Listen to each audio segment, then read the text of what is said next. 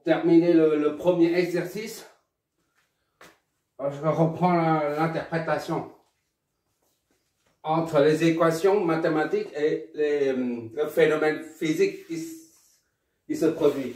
D'accord?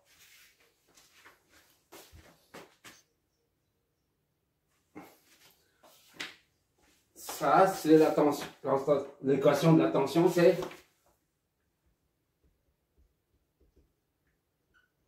moins 5T. IT, on l'a. 10T fois E moins 5T. Ampère, tandis que ça, c'est en volt. Là, c'est VLT. ILT. IT, c'est égal à ILT. Voilà. Ça représente l'équation mathématique là, du courant est représentée par ce graphe. Et l'équation de la tension aux bornes de la bobine est représentée par celui-là. Je reprends lorsque là ça varie là. Quand t est égal à 0, exponentielle de 0 fois moins 5, ça fait 0. Exponentielle de 0, c'est 1. D'accord? 1 fois 0, ça fait 0. Ça démarre ici. Le courant monte. Gramme avec un taux de variation variable, d'accord? Et quand la dérivée s'annule, la variation du courant n'existe plus, d'accord? C'est-à-dire le taux de variation c'est le dérivé. Et LT' est nul. Il n'y a pas de variation. C'est pour ça j'ai mis une flèche comme ça pour dire l'extrémum local, là où la variation est nulle, s'annule. Voilà. Et on a dit que ça correspond à une tension nulle. D'accord? Et maintenant, on doit expliquer pourquoi la tension qui est positive ici, le courant est toujours positif. D'accord? Il ne change pas de sens. Circule dans ce sens-là. Ça, c'est toujours supérieur ou égal à 0. Vu la fonction exponentielle n'est jamais nulle. D'accord? Et t varie de 0 à plus infini. Donc, cette fonction, le produit de ça et ça donne supérieur ou égal à 0. Ça signifie que le courant circule toujours dans le même sens. D'accord? Il ne change pas. Il ne va pas dans ce sens-là. Il ne s'inverse pas. Le sens ne s'inverse pas. C'est une chose. Et deuxième chose, c'est que pour ici, là, on a la tension qui est tantôt positive, tantôt négatif. Et négatif non seulement ici, mais à partir de, au-delà de 0,2. Disons, t est égal à 0,001, par exemple. Et la tension devient nulle. V, NT était nul, c'est-à-dire V, N de 0, 2, 1 est égal à 0, inférieur à 0. D'accord? Et je dis, il faut expliquer pourquoi. Pourquoi la tension, la polarité de la tension s'inverse. Au début, c'était comme ça. Plus et moins. Et maintenant, la polarité, ça signifie que la tension est négative.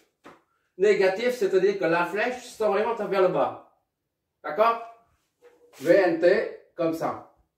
Positif. Disons, ça c'est 1, ça c'est 2.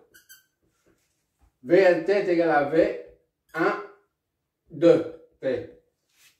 D'accord? Maintenant, la tension est négative, c'est-à-dire que VNT devient moins VNT. D'accord? Il faut s'inverser. Il faut inverser la flèche. C'est-à-dire ça devient comme ça. La tension devient comme ça. Voilà, VNT maintenant. Ça fait un V, 2, 1. T. D'accord? Puisque la polarité est inversée. Bon, maintenant, il faut expliquer comment et pourquoi la polarité s'inverse. Voilà. Là, le taux de variation varie, monte. Et là, c'est pourquoi il y a ici, je vais effacer ça.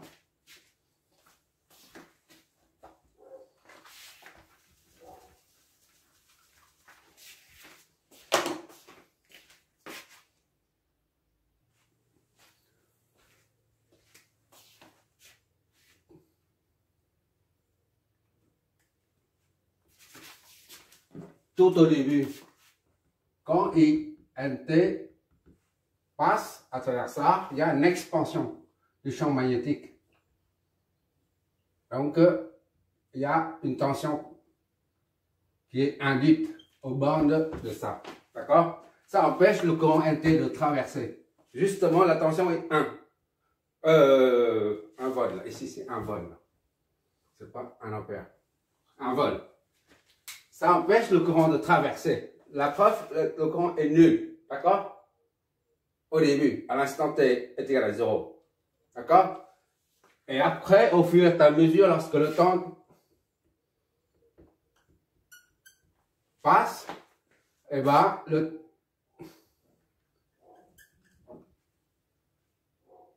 l'expansion du champ magnétique diminue. Je mets un seul cercle. Tout à l'heure, j'ai mis 2 là. Maintenant, je mets un seul. D'accord? Plusieurs flèches. Maintenant, 2 flèches seulement. Voilà. Donc, V diminue. Là. Mais reste toujours dans la polarité reste toujours la même. D'accord? Mais le champ magnétique, l'expansion du champ magnétique est affaiblie. C'est pour ça que ça induit une tension beaucoup plus faible. V induit toujours. V qui est induit toujours. Puisque le champ varie encore. Mais dans une petite proportion. INT. D'accord? Au début, là, c'est la tangente. Là. Le taux de variation de I est grand. Là. Ici, le taux de variation, c'est ça. Voilà. D INT sur DT qui est là. D'accord? DINT sur DT au début.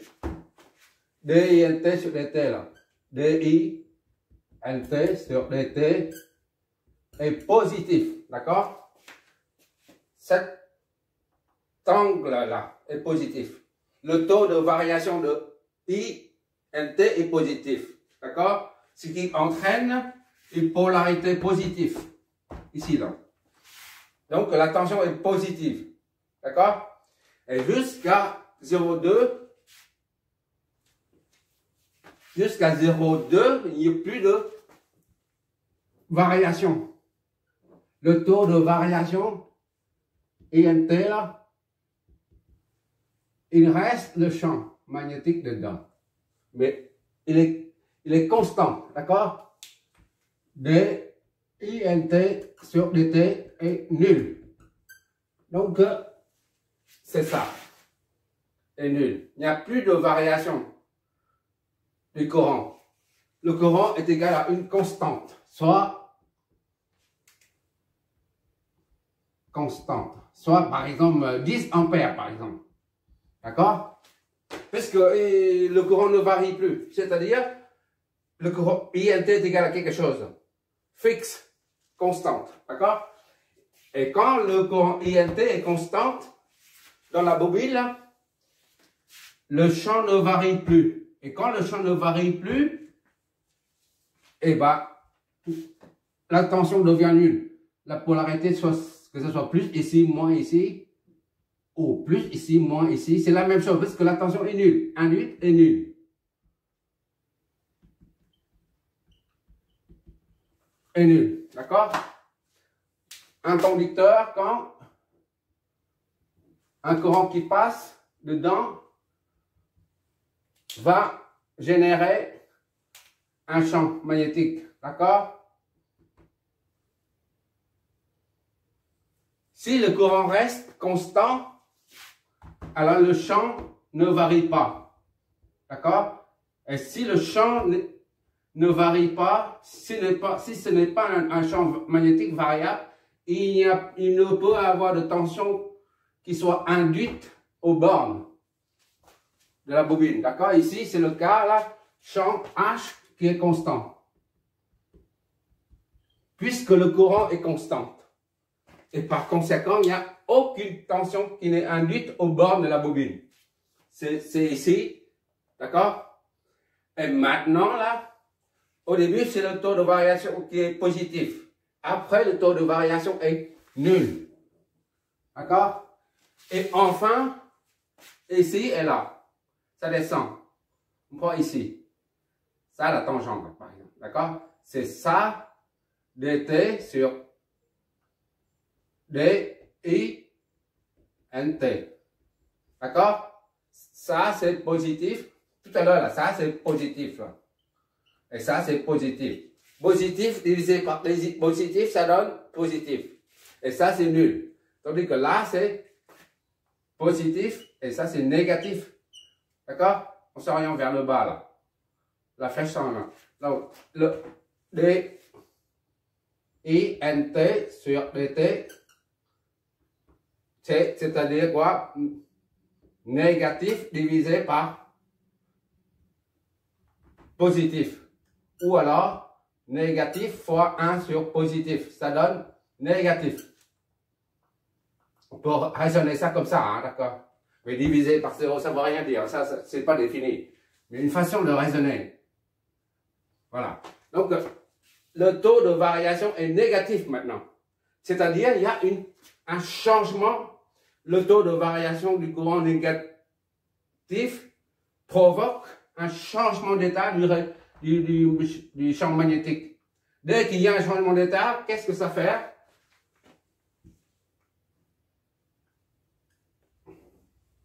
Le champ magnétique change la polarité au bord du champ magnétique change. Ça devient V, NT ici. D'accord? Le I est toujours dans le même sens. INT. D'accord?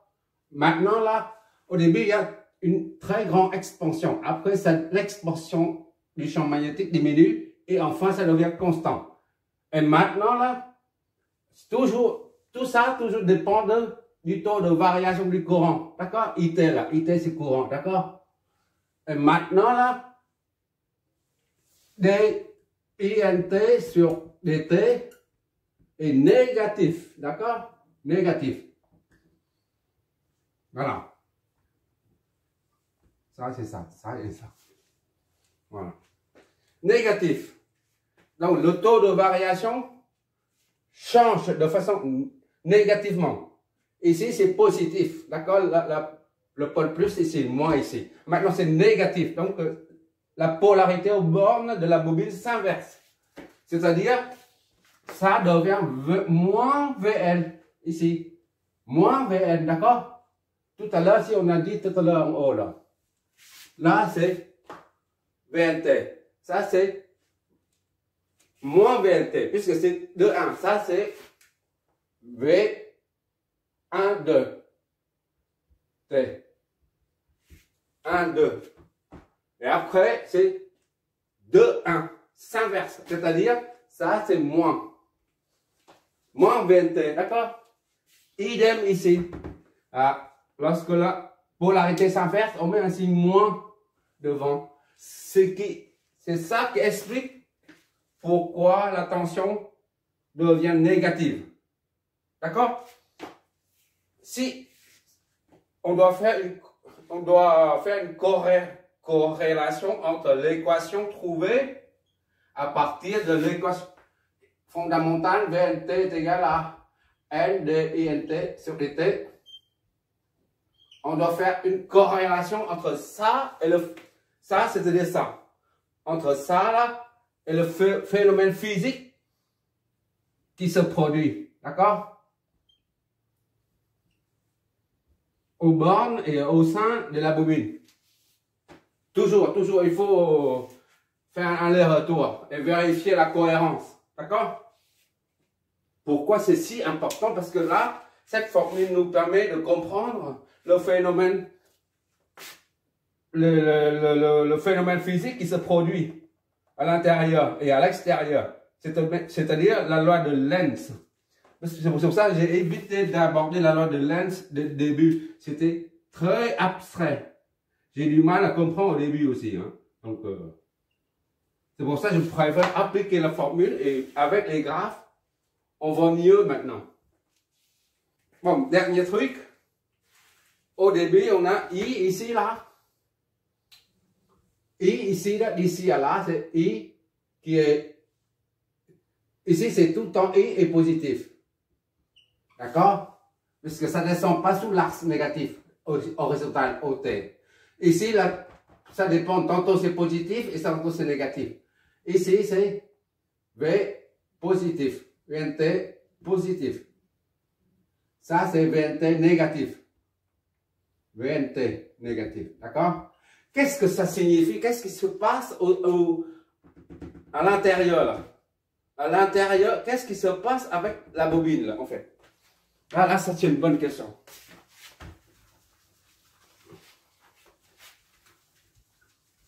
Qu'est-ce qui se passe au niveau de la bobine? Eh bien, ça, il faut revoir la première et la deuxième, les toutes premières, les toutes,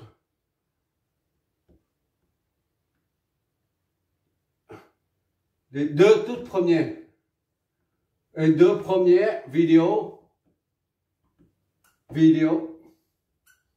de ce site, de cette chaîne YouTube, d'accord? L'introduction au potentiel. Introduction en électricité, je crois, et l'électricité. Et on a abordé la notion des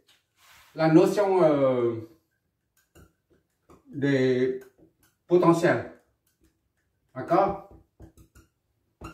Et à partir de ça, on en déduit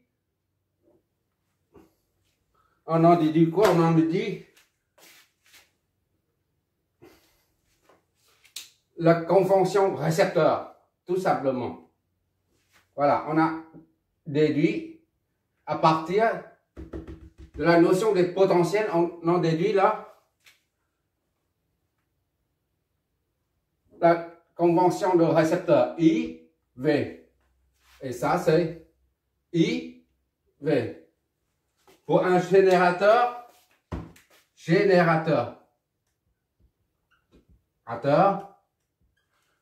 et ça, c'est un récepteur.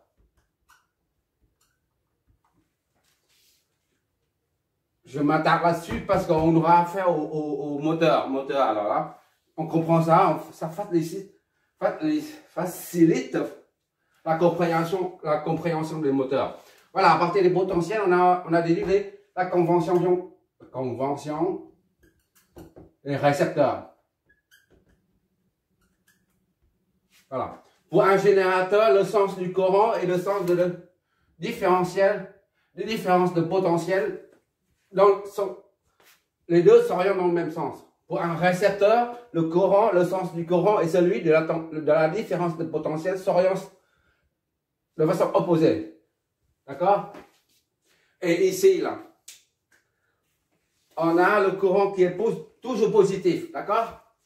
Mais ici, là, d'ici à là, on a I positif et V positif.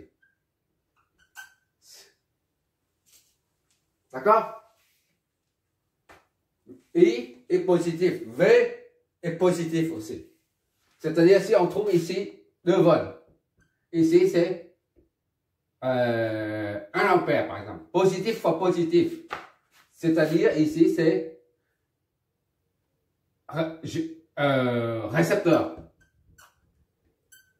D'accord?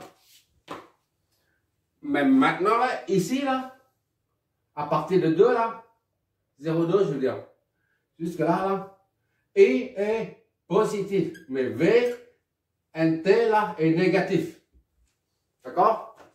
C'est-à-dire que ici, là, ça sort. On ne trouve plus positif. Ça, c'est plus de 2 volts. Ici, c'est plus 1 ampère. Et maintenant, toujours la même chose. C'est le récepteur, dit la bobine. En notre cas, c'est la bobine, d'accord? Et maintenant, c'est toujours la même bobine, mais le courant, c'est négatif. La tension est négative. Tension négative, mais le courant est positif, d'accord? Le courant, il est comme ça, toujours positif, là. D'accord? Toujours est égal à plus, disons, 1 ampère. Mais la tension, elle est comme ça, négative. D'accord? Tension négative, là. V, là, est égal à moins VNT. D'accord? Et bah, ça et ça, le courant, le sens du courant et le sens de la tension sont dans la... Le courant et la tension s'orientent dans le même sens. Et bien dans ce cas, ça joue le rôle d'un générateur de tension. D'accord? Tout à l'heure, c'est plus et moins. Maintenant, c'est moins et plus. D'accord? Là, ici, c'est plus et moins.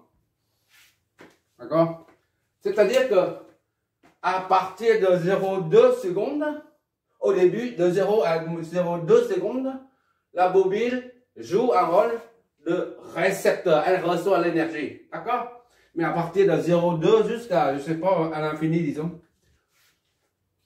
la bobine ne joue plus le rôle de récepteur, mais elle joue le rôle de générateur. Elle génère une énergie, une puissance. D'accord? Récepteur. Secteur. Et ça, générateur. La convention, le récepteur, là, c'est très important.